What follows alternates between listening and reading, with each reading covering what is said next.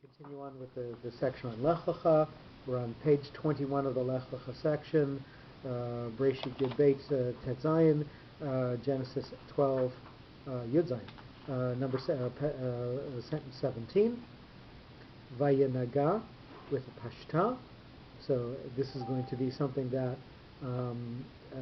elevates or focuses us on the word and moves forward to what's going to go afterwards. And he dashed. An interesting. So normally we see nega as putting an illness or a punishment, but this is again an interesting translation of the word vayinaga, and he dashed. Number one, God realized the secret pain and despair of Avram while he was effectively changing livestock for his wife, motivated by fear of being killed by Hilo, and he dashed vigorously to interfere in the transaction of the customary buying a wife, as indicated by the directional shape of the reading mark. So Avram is going to move forward earnestly when he sees in the last pasuk that Pharaoh is giving him all of these gifts, supposedly to buy a wife from the brother.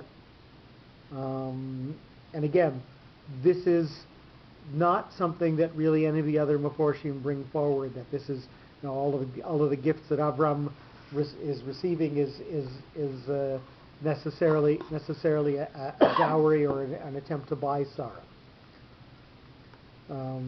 God Yud Vavke. Sorry, just before we go there. So how does he get from that shorish? How does he get dashed, like went quickly? Like, does he mean dashed went quickly? Yes. Because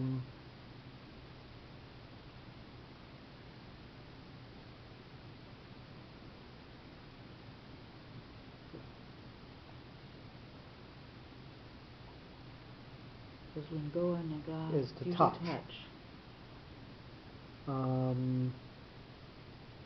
I don't know.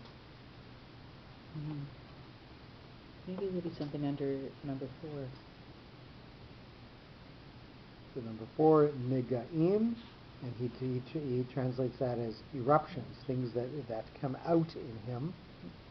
And that's more of a classical translation. Is again the translation of nega, of something that you were afflicted by, something that has touched you. Mm-hmm.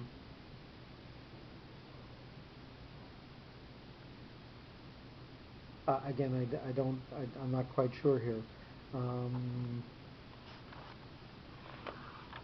The only question is, are we using the word dashed in another sense? Are we using it in the sense of being almost like bashed, of being hit?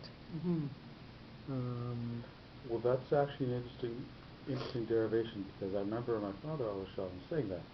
It's as if you're cut for Malach, you smack him, saying Sarai should have run. So that's certainly what the Zohar and the Midrash bring. Right. Is that the Sarai, as Paro is approaching her each time, Sarai calls out, and God in fact sends angels, and each time Sarai calls out, the angel comes and hits Paro and says, "This is because of the wife of Avram." So, and in fact, I'm not sure if it's Midrash or Zohar. It brings it to say that this happened 10 times, and this is Maseh Avot Siman Labanim. This is something that the forefathers do in order to show that it's going to happen later. That there are 10 times the Paro is hit, similar to the 10 times that Egypt is going to be hit later on.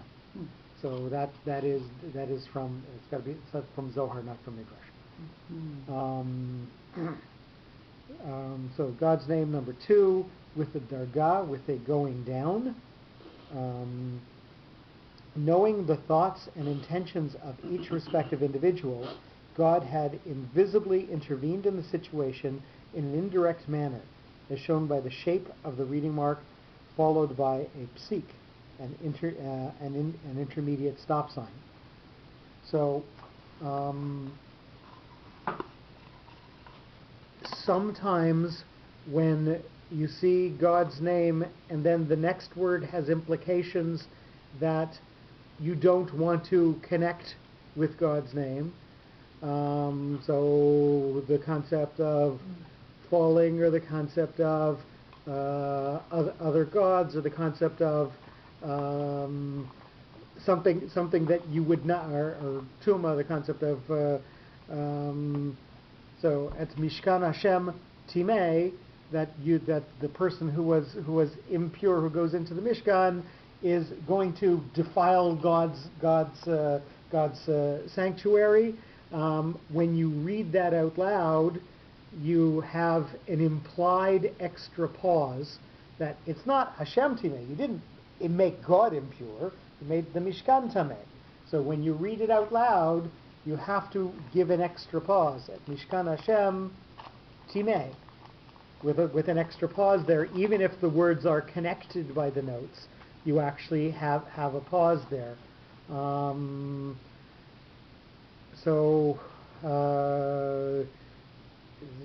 trying to think of the line in Shachrit. In Hodu, in Shachrit, we have one of those where there's a pause, and it's usually one of the places the chazan will stop, so that you know that the pause is really there. But in any case, so there is, yeah. So God is going to stand alone, separate from Paro. God is going to so we've also got the shape of Dargah saying that God is coming down. He's coming down, and he's going to inflict this. So he's going to intervene personally. He's going to leave from his role of letting the world do its own to his role of actually going down and interdicting and making something happen.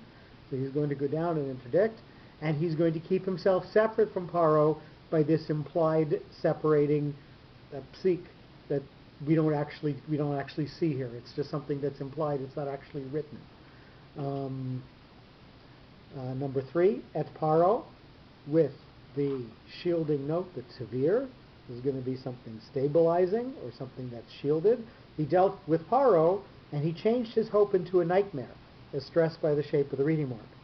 So what he is going to do is he is going to turn Paro, who is going to be an aggressor, into someone who would be, in fact, a protector. So Paro, who was trying to make sexual advances to Sarai, is now going to be somebody who is going to, in fact, protect her honor. I think we're going to pause the tape for a minute.